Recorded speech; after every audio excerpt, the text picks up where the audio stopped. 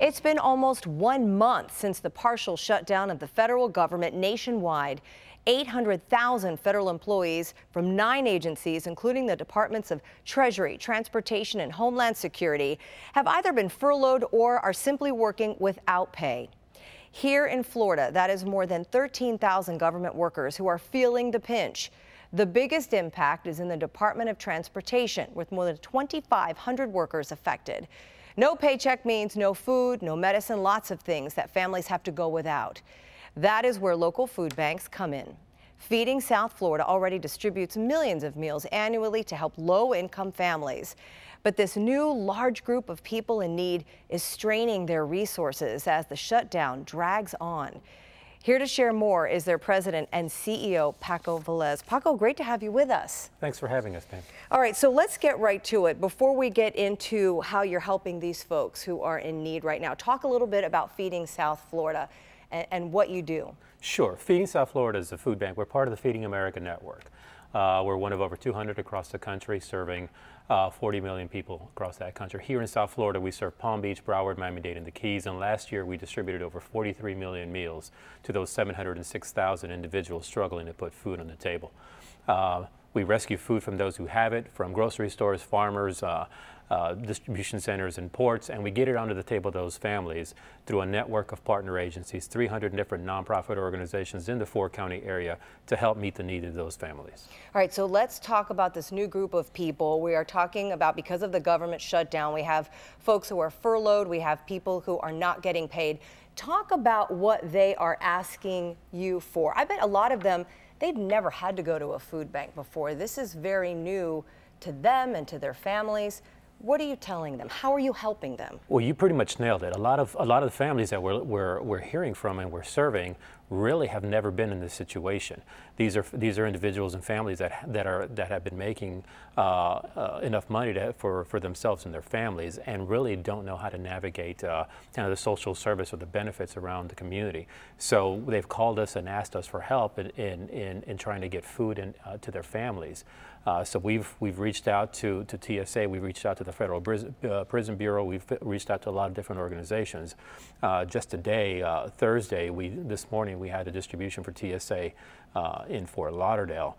This afternoon, we have a distribution in Opa-locka for folks, for the Coast Guard folks in Miami. Tomorrow morning, Friday, we have a distribution for the folks TSA down in Miami Airport. So we're working with a lot of different folks. We're trying to get people the food they need in order to serve themselves and their families. But the frustrating part is these are the folks that are really keeping us secure, keeping us safe, whether it's at the airports, at the ports, on the coast, you name it. These are the folks that are keeping us safe. They're struggling to put food on their own table. Yeah, and so one of the statistics I was reading, by the numbers, you're providing food for about 1,500 furloughed employees at MIA, 900 at Fort Lauderdale Hollywood, and 200 at Palm Beach International. That's a lot of folks, and that's just the folks who work at the airport. That's correct. That doesn't include the guys at the guys and girls at the Coast Guard, at the ports, at the Prison Bureau, at the U.S. Attorney's Office. A lot of individuals, a lot of families are being affected by this shutdown, and it's unfair to them. Yeah. But we're here to help, and we work with a lot of partners that can provide those services. Talk too about, I know some of them have called and asked if they could qualify for SNAP. Explain to people what SNAP is, and these folks don't necessarily qualify for those SNAP benefits, do they? It's a weird circle or a weird catch-22 when it comes to SNAP. SNAP is a Supplemental Nutrition Assistance Program.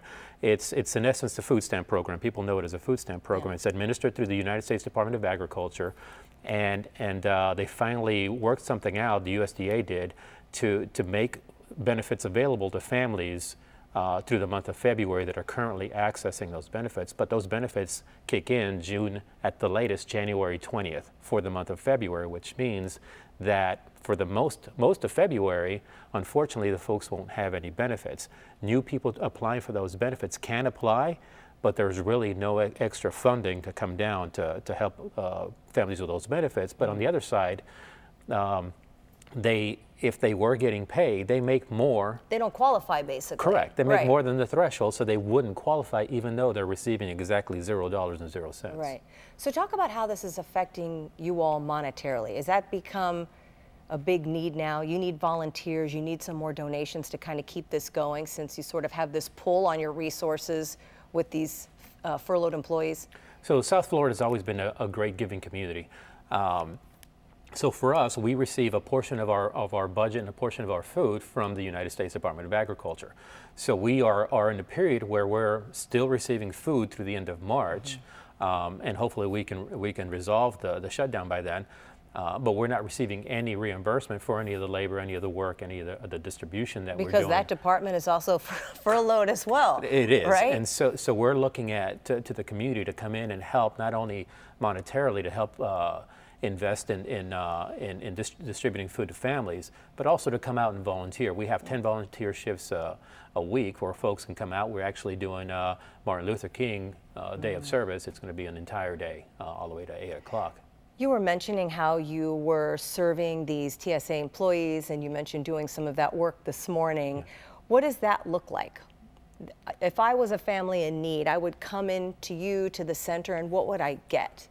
So there's different ways. We're trying to make it easy for the employees. They're going to work. They're not getting paid, but they're going to work. We're trying to bring the food to them as close as possible. So we're going to the airport in Miami. We went to the parking area where TSA parks for Fort Lauderdale. We're going to the Opelika Airport. We're going to the places where folks are going to be. Do those folks make a line, though, or they get a box of food? What does it look like? We set up a farmer's market style. We have milk, we have meats, frozen meats, we have vegetables, fresh fruits and vegetables, cereals, a lot of food for families, and they're able to walk the line and pick and choose those things that they want to eat, and as much as they can take, just to make sure that they have enough for their families. We don't know if they have 2 people in their household or 8 people in their household, so we want to make sure that they're taking enough.